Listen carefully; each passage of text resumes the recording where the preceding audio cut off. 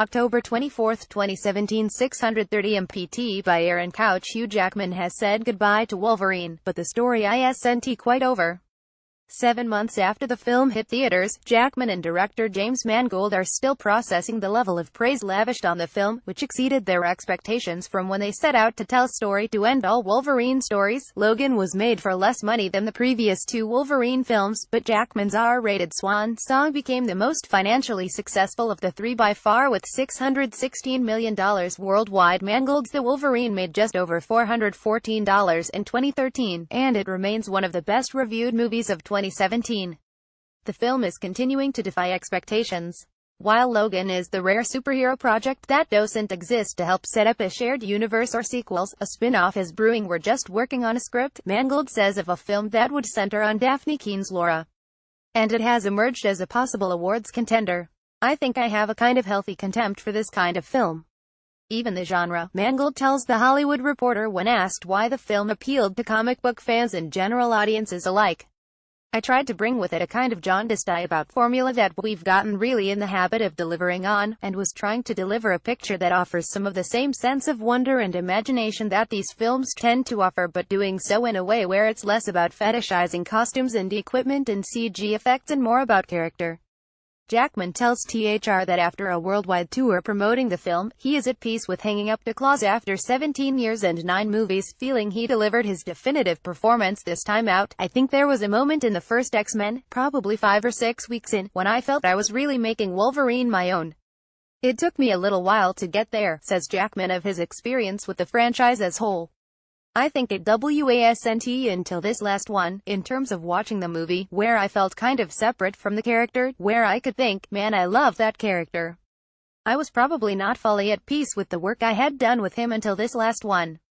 Every few years following Heath Ledger's Oscar win for 2008's The Dark Knight, genre films have been popping up more frequently in the awards conversation.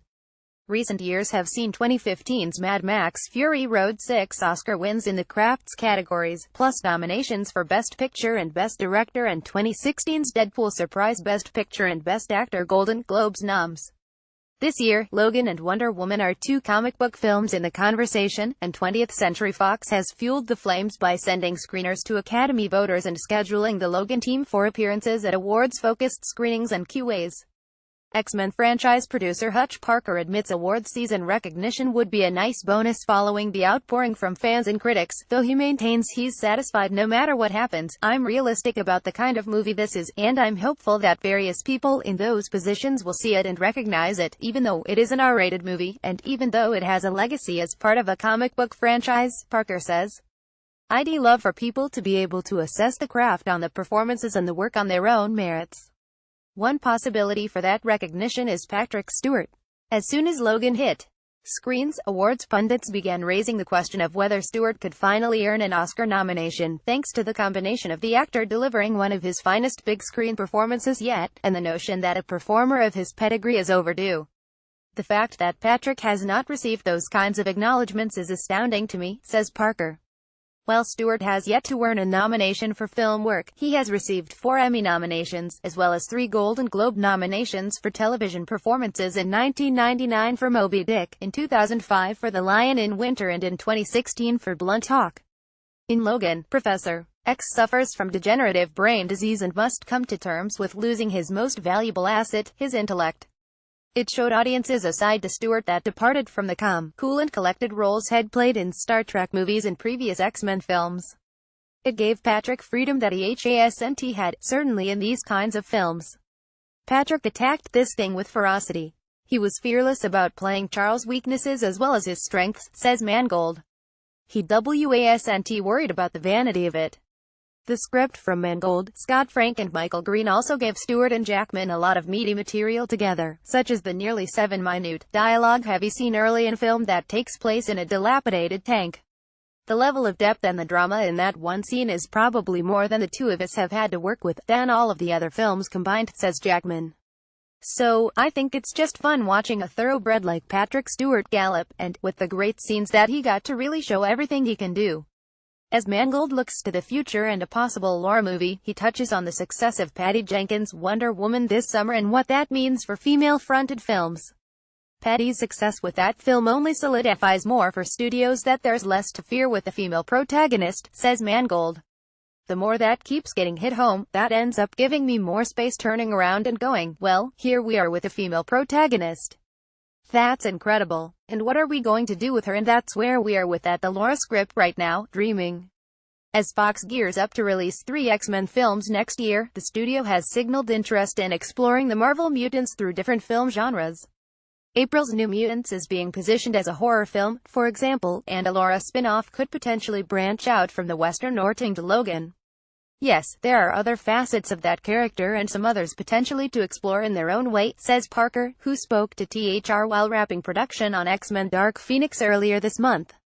It may not be in the same exact tonality or with the same genre orientations as Logan, but I think part of what has been opened up in this universe to all of us now is drawing on different genre traditions. There are new pathways to be opened for new characters that populate this universe. One person who won't be involved in a spin-off is Jackman, who not only has hung up the claws but also rules out staying on as a producer. He previously produced 2009's X-Men Origins Wolverine. No, I won't be a producer on a Laura sequel, he says.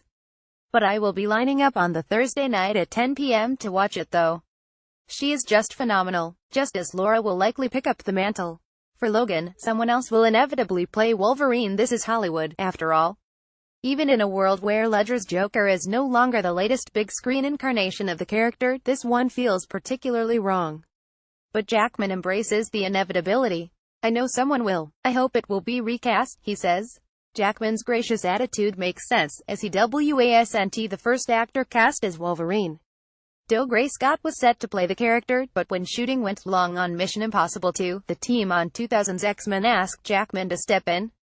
Jackman, then a largely unknown stage actor, went on to become one of the biggest stars on the planet. He still recalls meeting Scott after the casting swap that changed his life. I met him early on and I said to him, "Man, I am sorry." And he said, "It's just business, but you have just gotten one of the greatest roles out there, so go crush it," Jackman recalls. I just remember being so impressed by that, and his class, and hopefully I am a big enough guy that when someone else takes over, I will do exactly what was done to me, and I feel glad to just be a part of the legacy of that character. I feel great parts, great characters outlive the actors that play them. Bond, Superman, Batman, so, there you go. Logan.